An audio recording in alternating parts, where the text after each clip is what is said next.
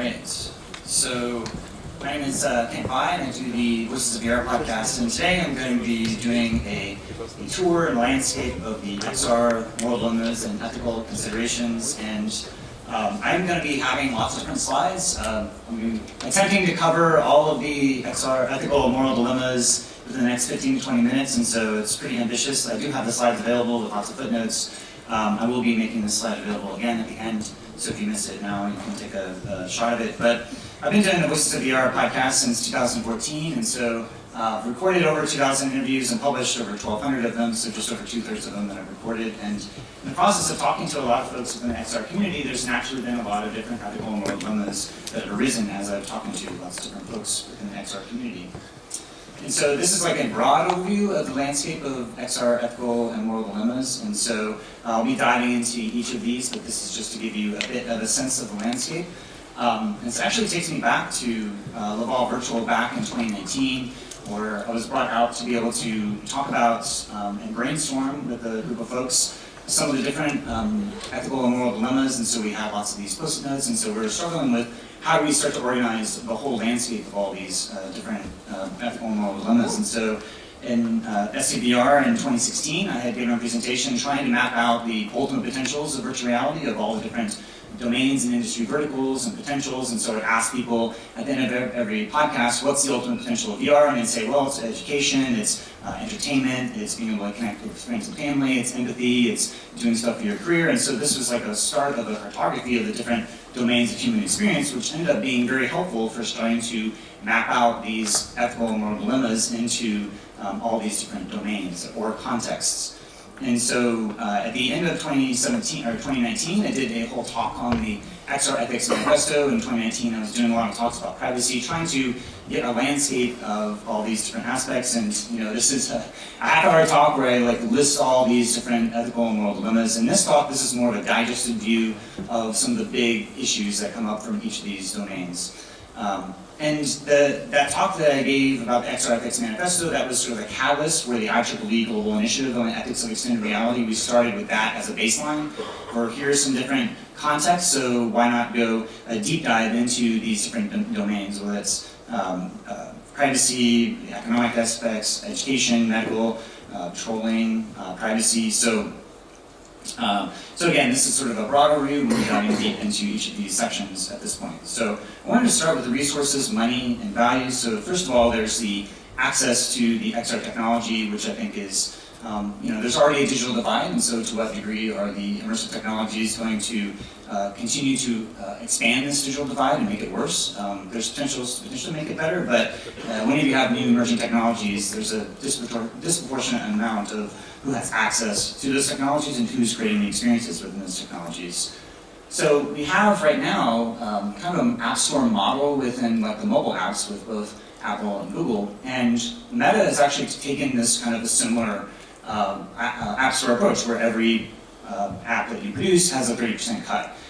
So that's something that the Digital Services Mark and Digital Markets Act may start to counter within the EU, but there's also different dimensions of Tim Sweeney doing a whole lawsuit to try to do this. But Meta has actually adopted a hybrid approach where they're still doing this 30% cut, but they're also doing dimensions of surveillance capitalism as we move forward, where there's all sorts of different amounts of our data that may be starting to psychographically profile us, and as they profile us, so to what degree are they going to be able to have this full, robust sense of our likes, our dislikes, and who we are and our identity.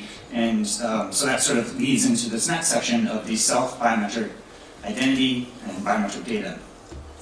And so as we move forward, we're going to be combining virtual reality technologies with all sorts of different types of neurotechnologies. And so this is a picture of me with the Project Leah from OpenBCI, and so they have everything from EOG, EEG, EMG, EDA, temperature, and so over the long scale of VR, we're going to start to be integrating more and more of this sensor data, and as we have more and more of that sensor data, it's going to have more intimate information about what's happening in our bodies, and who has access to that data is going to be a big question. And so VR has an existential threat to our privacy. Even though earlier today, Juan from Meta was saying that there's a privacy-first approach, there's actually a very antiquated idea of what privacy is and how they define it as identity, but there's all this other aspect of biometric psychography, which is being defined by Brittany Heller, which is all of our likes, our dislikes, our preferences, there's a huge gap where all that information about our biometric psychography data is not being covered at all in any existing law when it comes to GDPR, where it comes to, certainly in the US. So there's a huge gap that needs to be closed. So you can just get a sense from this research from Kroger, looking at eye gaze and eye tracking data, where you can start to do all sorts of different types of inferences, whether it's your age or biometric identity, but also your cultural background, mental health, personality traits, skills and abilities, your cognitive load, all sorts of very intimate information about what's happening in our bodies just from eye gaze alone. Well, it's not just going to be eye gaze, it's going to be all sorts of other information that's all going to be fused together. And so part of what I've been doing is trying to start to understand what is the landscape of different types of data and what type of information you can start to extrapolate from it. So you can start to look at, say, active presence, so our behaviors, our intentions, our actions, our movements, mental and social presence. So mental thoughts, cognitive processes, cognitive load, social presence, emotional presence, or affective states, emotional sentiment, our facial expressions, our micro-expressions. And then body presence, everything from our stress, our arousal, physiological reactions, eye gaze, attention, body language, muscle fatigue. So this is like the complex of all different types of data that are going to be sort of fused together to be able to psychographically profile us. And like I said, there's no existing laws that are addressing this in any capacity.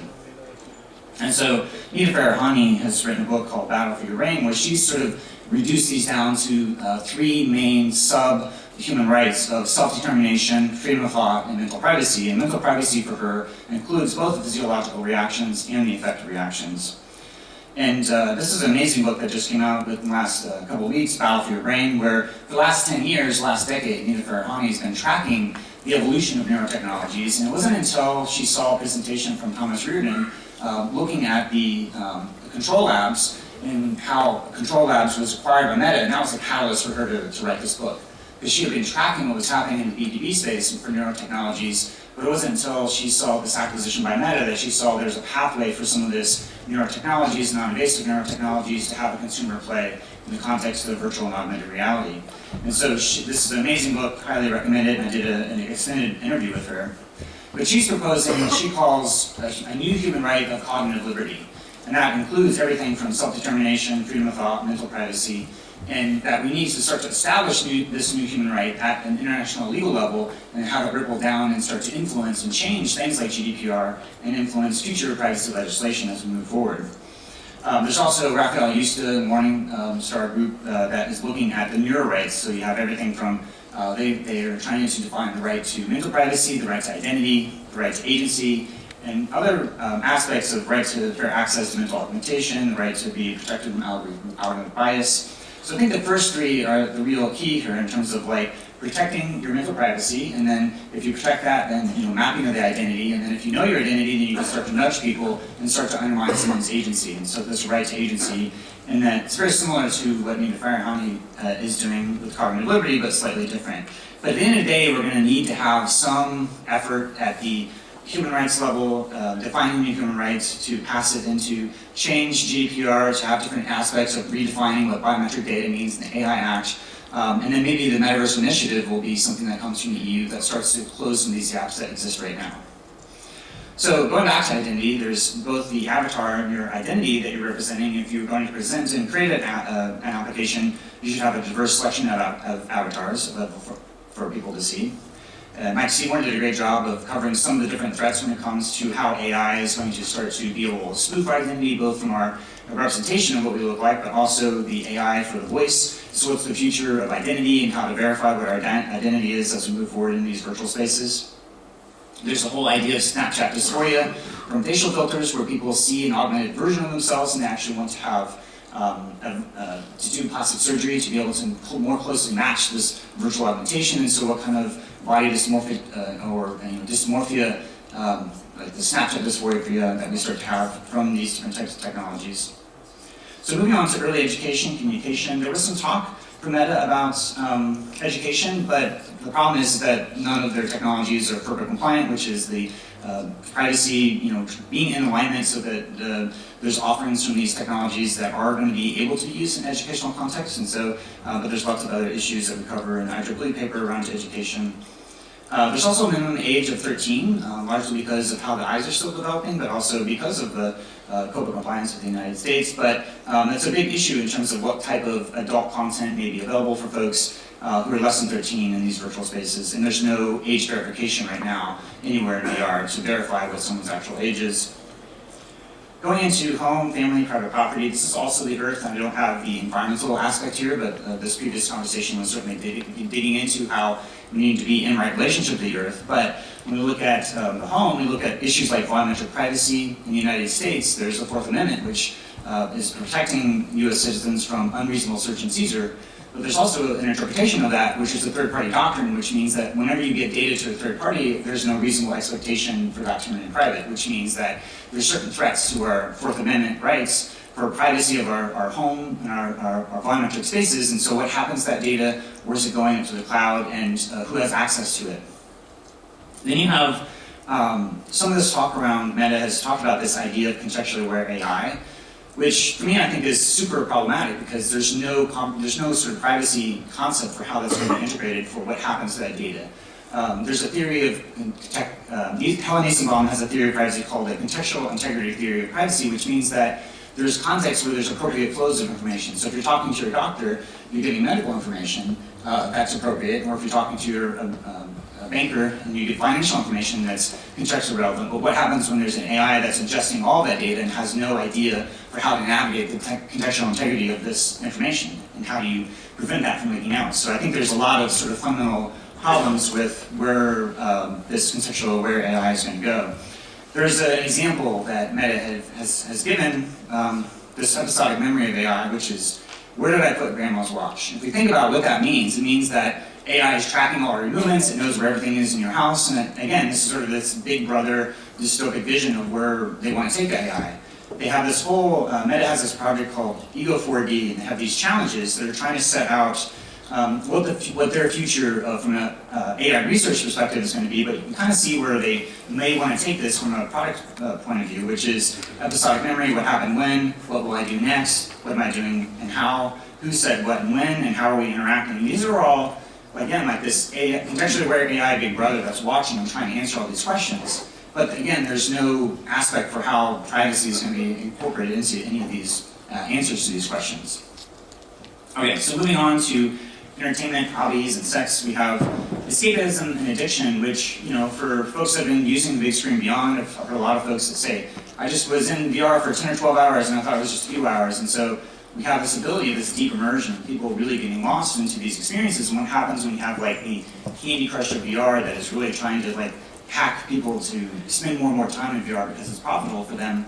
What are the implications for making sure that people are able to maintain a balance and be in right relationship to all the world around them, and make sure they're not sort of escaping into these virtual worlds?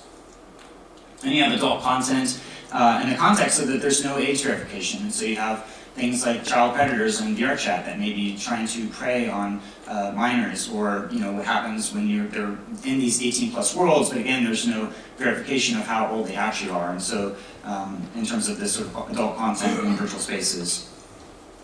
We'll move on to medical health. So you know, we say the baseline, if you're designing a VR experience, you need to make sure that you're not making people sick, but there's all sorts of other things in terms of epilepsy or derealization, depersonalization, or epilepsy. There's all these things in which when you're designing these experiences, you may be triggering a physiological medical reactions in folks, and so there needs to be an awareness of what those triggers are, how to disclose what those triggers might be, if there's flashing lights or whatnot, but also to have lots of different locomotion options so that people have a variety of different ways to move through your space without you forcing them into something that's going to make them motion sick. And if, you know, Stu Rizzo's doing a lot of amazing work with in terms of VR exposure therapy for PTSD, and if there's experiences that can help people to resolve and heal from their PTSD, there's also capability for immersive experiences to cause PTSD. And so how do you do different trauma triggers or trauma warnings, or being aware of what the spectrum of trauma is, and so that you're not creating trauma in folks that are seeing your experiences. All right, other partnerships there's been a lot of debate around VRs and empathy machine, and I think there's a certain degree, which certainly there's a lot of legitimate uses for building empathy, just from any medium, from film or radio, and also VR. But there's also potentially problematic aspects of to what degree are the people that are being focused on, do they have authorship or control over what stories are being told? Excuse me, but also, to what degree can you actually empathize with someone who's a Syrian refugee? And is that something that is more along the lines of sympathy rather than empathy? Virtual harassment and bullying is something that has certainly been a part within these virtual spaces, and so trying to create code of conduct and moderation and ways to block people, having personal space bubbles from a technological perspective, but just understanding that there's this intersectional axes of privilege, domination, and oppression. It's these folks who are, marginalized communities of, suffering from sexism, and women, people of color, LGBTQ plus IA. So these are all the folks that are on the bottom half here of the receiving a lot of the oppression. These are the people that need to be listened to in terms of to what degree are these places safe, are there proper ways of reporting things, and really building a larger infrastructure, not only technologically, but also coming up with a cultural code of conduct and enforcement to make sure that we create these safe online spaces. Okay, so there's depth, collective resources. There's a lot of virtual violence that are happening in these virtual spaces. There's a lot of debates over time in terms of 2D violence within video games does not create any sort of correlation to violence in the real world or physical world. But what about these virtual spaces where you're having embodied interactions, where you're having these death simulators, and to what degree is that impacting people in a subtle, ethical, or moral, or physiological way? And then you have philosophy, higher education, and law. So again, this is the human rights laws and regulations, and so to what degree are we going to have this global jurisdiction of the metaverse where there is certain laws that are kind of beyond any jurisdiction of regionally, and how do you manage all of those different aspects of different behaviors as we move forward in the metaverse? And so I think this is, with the EU and the Metaverse Reform, maybe a little start to address that. There's a whole Stanford Cyber Policy Center, they had a existing law and extended reality symposium that was a whole exploration of that, did a series of interviews about that. But I think that as we think about this, how does the regulatory regime transfer over to what happens into these virtual spaces in the metaverse? Okay, so career, government, institutions. So these are all the different ways in which that you can use the different technology in the workplace, but also what happens when you have your employer who wants to start to monitor your focus, your cognitive load, all these neuro technologies, and if your employer is asking to have access to the data to kind of do this neurological micromanaging of what your attention is from moment to moment, there's a real transgression of boundary, and there's not a lot of clear regulations for how to manage that as we move forward. And this is something that Nita Farahani covers quite extensively in her book, Battle of Your Brain, which I recommend again checking out to get a lot more details for how this could be going down a dark path. We also have governmental mass surveillance with not only the China and the CCP for all this information that's coming in, which you have ByteDance, which owns Pico, which what happens to all the data that comes through these headsets, but you also have Meta that is in a very similar way may have some of that information that ends up in the hands of the U.S. government. And so there's certain ways that there was a data protection or data transfer between EU and the U.S. that was disrupted because of this not being able to ensure that it wasn't going to end up in the hands of U.S. intelligence agencies. And so there's a real concern around to what degree are authoritarian governments going to be misusing different types of data to bring about more oppression to their population. Okay, so friends, community, collective culture, everything. There's a lot of importance for making sure that we have proper diversity, equity, and inclusion, not only in the content that we're producing, but who is producing that content and who's involved in producing the platforms that we're producing, making sure that we're not just creating technology that's for one subsection of cisgender white males, making sure that there's lots of different ways of including all of the concerns of diverse range of different people and interests as we not only build the technology, but also build the content.